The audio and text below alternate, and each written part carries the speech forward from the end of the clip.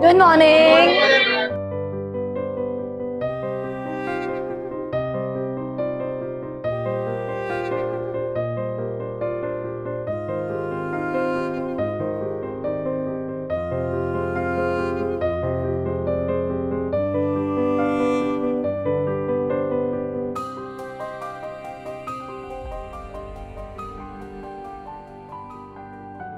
हाँ जी, कैसी हो रही है एग्जाम्स की तैयारी?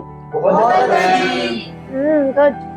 मैंने देखा है आप सबको साल भर खूब मेहनत करते, सो मैं बहुत खुश हूँ और एक्सपेक्ट करती हूँ कि आप लोग बहुत अच्छा स्कोर करेंगे।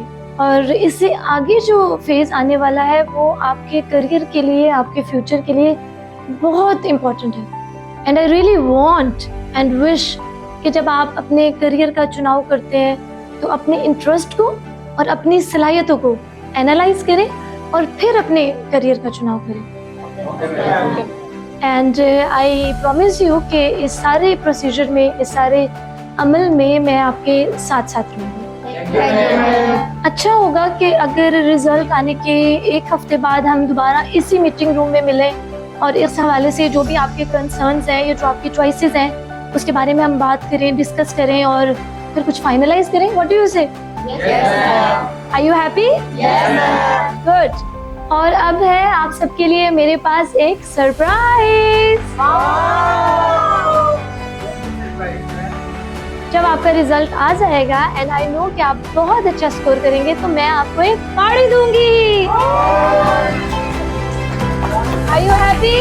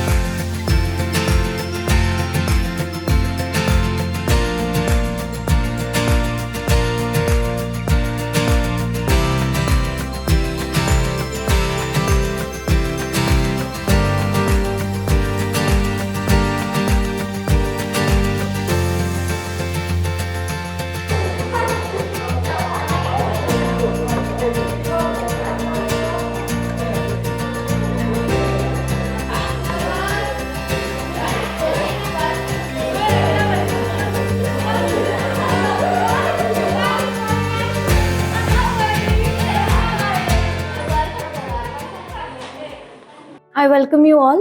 Thank you ma'am. क्या हम सब ताली बजा सकते हैं? क्या हम सब कामयाब हो चुके हैं? Yes ma'am. Congratulations.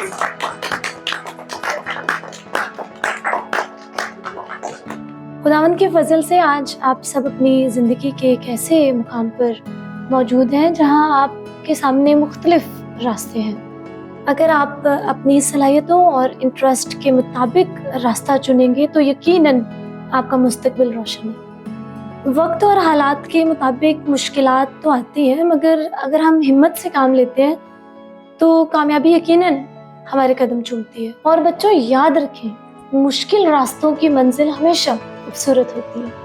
जी, सानिया की मुस्कुराहट बता रही है जरूर अपने फ्यूचर के लिए कोई अच्छा प्लान सोच रखा है। काश मैम ऐसा होता। मैं तो इस बात से परेशान हूँ कि जब से रिजल्ट आउट हुआ मेरी मामा तो शादी के पीछे ही पड़ी हैं। कहती हैं कि लड़कियों के पढ़ने लिखने का कुछ फायदा ही नहीं, बस शादी करें और घर संभालें। मगर मैं तो पढ़ना चाहती हूँ। अब आप ही बताएं मैं क्या करूँ। हाँ सानिया, तुम भी शादी कर ही लो। जी बिल्कुल, ये एक अहम मसला है और हमारी सोसाइटी में यही अलमिया है कि वालिदैन के लिए बेटियों की शादी एक बोझ बनकर रह गई है, जो कि बिल्कुल भी दुरुस्त बात नहीं है। मैं इस बात से एग्री करती हूँ। मैम, मेरा मसला भी सानिया के मसले से कम नहीं है। और उमी भाई, तुम्हारी भी शादी के सिलसिले चल रही हैं? नहीं, ऐसी बात नहीं है। एक्चुअली मेरे पेरेंट्स मुझे डॉक्टर बनाना थे, लेकिन मैम आप तो जानती हैं कि मेरा इंटरेस्ट तो आईटी में है। बस आजकल घर में इसी बात से बहस हो रही है।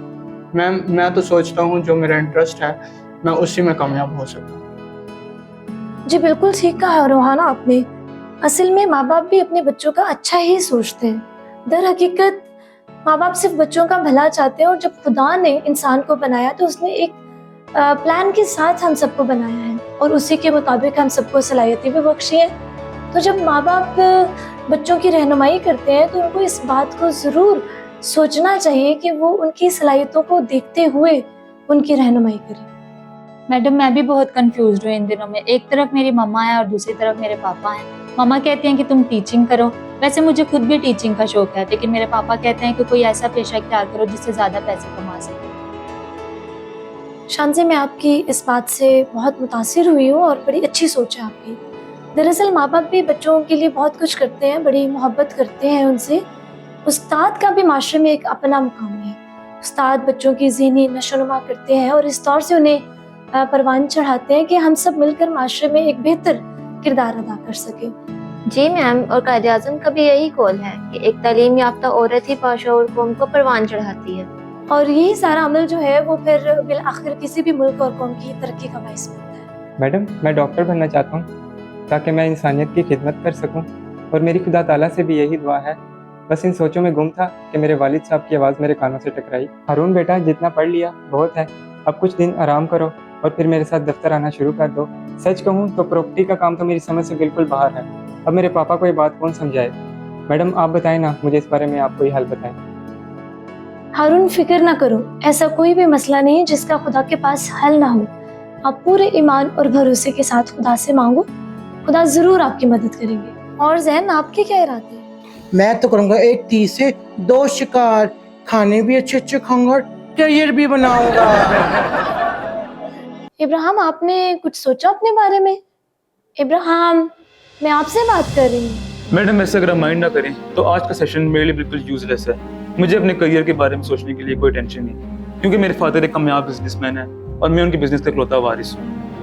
क्यों मैडम, मैंने सही कहा ना? इब्राहिम, आप जरूर अपने फादर का बिजनेस संभालें, लेकिन बिजनेस माइंडेड बने, वक्त के तकाजों को समझे, ऐश परस्त ना बने, वक्त और पैसे की कदर करें। अब मेरा वालिदैन के लिए ये पैगाम है, अपनी औलाद के मुस्तकबिल के फैसलों में उनकी रहनुमाई बड़ी हिकमत और जिम्मेदारी से करते हुए उनकी ज़िंदगी को बामकसद बनाएं।